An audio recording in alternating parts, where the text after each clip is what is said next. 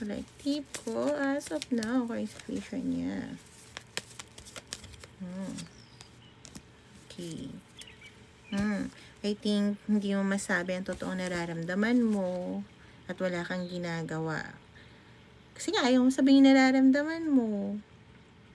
Pero, continue ka sa tingin sa tao na gusto mo magkaroon ng reconciliation through online, no? Parang heavy on looking at your person. I think, pagka nakikita mo siya, nagkakaroon ka ng magaan na pakiramdam kahit papano.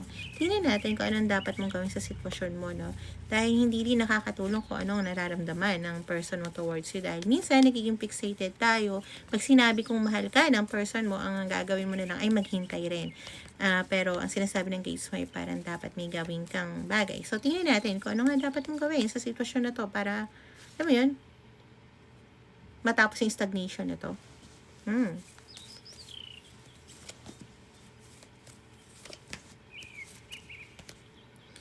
Okay.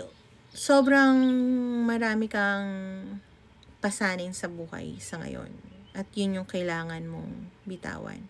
Ba't bibitawan ko? Diba dapat solusyonan ko? Hindi naman lahat ng problema sa'yo Nga lang, lahat kinuha mo. Parang si yes girl or yes boy ka. Parang, tulungan mo ko dito, sige. Ganon ka ng ganon. Kailangan mong mamili ng mga bagay na para sa'yo, hindi yung para sa iba. Dahil hindi matututunan ng ibang tao yung dapat nila matutunan kung ikaw lagi papasan. Kuha mo ba yun? Okay? Kasi doon lang, pagka nakita mo na, doon ka lang magkakaroon ng success, okay? Doon ka lang magkakaroon ng profit sa sarili mo.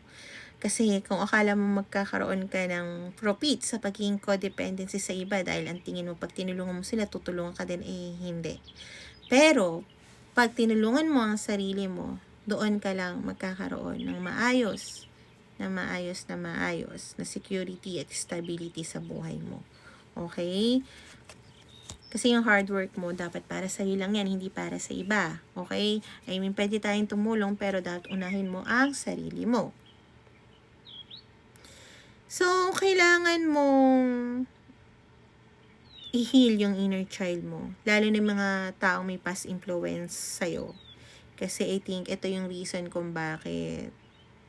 Siyempre, sabi nga nila, di ba? Tell me who your friends are, I tell you who you are, di ba? I think itong mga tao sa paligid mo before is not a good example, or this is not aligned with your destiny, okay? Hindi to naka-align sa'yo. Hindi ko sinasabing masama silang tao dahil bad example sila sa'yo, pero hindi yan yung dapat na daan na tatahakin mo. I think, nakikita mo ba dito na wala pa dito yung person mo? Ibig sabihin, ito yung mga kailangan mong gawin. Wala pa dito about sa love. This is about your shadow work. So, kailangan mo gumawa ng shadow work. Okay, collective? Trust your intuition.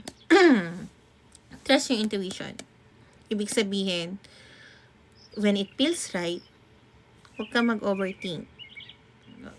Alam mo yun, just do it. It feels right, it makes you happy, do it.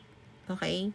Wag yung, ano sasabihin ng iba, baka hindi naman, baka pagkaano ko mali naman. Tandaan mo, you're making a decision for yourself. Kung magkamali ka ng tatahakin, or if ever na yung outcome is hindi maayos, remember that at that time, yun ang gusto mong tahakin. At it will make you happy, no matter what the outcome. Kasi you will not live sa what if. Okay? So, yun ang sinasabi ng guides mo na dapat mong gawin. Tingnan naman natin kung ano pa ang dagdag nilang payo sa'yo ng guides mo, no? Collective ko. I think medyo matigas ang ulo mo. Kasi as of now, masakit ang ulo ko sa'yo. At gusto kong uminit ang ulo ko. Okay, joke lang. Ikaw naman. Ayoko maging nanay mo, no? I want to be your friend. Pero, wag nanay mo, okay? Marami na akong anak sa mundo. Hindi ko na kaya. You guys want to give you a gift. Okay? And to be honest, about money. Okay? And not just about money, riches, and money. I mean, stability and emotionally din ang sinasabi nila. Aray ko, sorry po. Okay? And right people. Okay? Pero, yung chance is ikaw. Will you stay in that same path? Okay? Alam mo ba, ilang araw ko na naririnig yung kantang ikot-ikot lang, ikot-ikot-ikot lang, ikot-ikot. Ayaw mo na ba yung yung ibang bagong kanta? Narating mo na ba ang dulo? Ayaw mo yung gano'n naman? Ikaw naman. Di ba dulo naman tayo? Narating na ba? Narating na ba? Tapos, di ba, pagka tapos mo ng ikot-ikot, nasa dulo ka na, di pag andyan na, ready ka nang anuhin yung jowa mo or yung person mo, yung para masabi yung totoong nararamdaman mo. Ito na yung kantang nun. Ano nga yun? Ano nga yun? Nakalimutan ko na yun. Ano nga yun? Oh, nakalimutan ko na yung kanta na yun. Kanta rin yung Sari. Nakalimutan ko, wait. Dulo. Ikot-ikot lang. Gagawin ko ang lahat upang sa huli ay tayo. 'Di ba? Kung kailangan ko tahakin, kilometro la. Sinira ko na yung kanta. Alam ko. So yeah, okay. 'Di ba? Pagkatapos mo ng ikot-ikot lang, pumunta ka na sa dulo. Tapos, sa akin mo yung kilometrong layo. Okay, sige, okay lang yan. So, akin, may kulit tip, okay? May kulit tip. Okay, makulit ka eh. Okay, kung gusto mo ng private reading, ng malalim pa, PM me, okay? Hindi ako mag-PM sa'yo. Ohanes Tribe lang.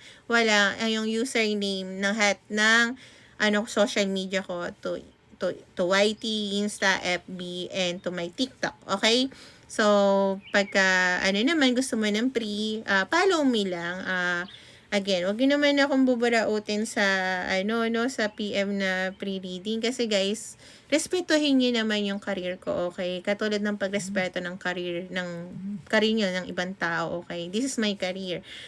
Yung mga tao na gusto mag-invest at magkaroon ng peace of mind, okay?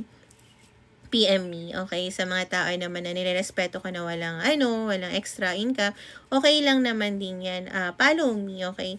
Mababasahan ko naman tayo kagaya nito, collective or through pag-live through Zodiac sign. Okay? So, yeah, thank you so much and make a better choice.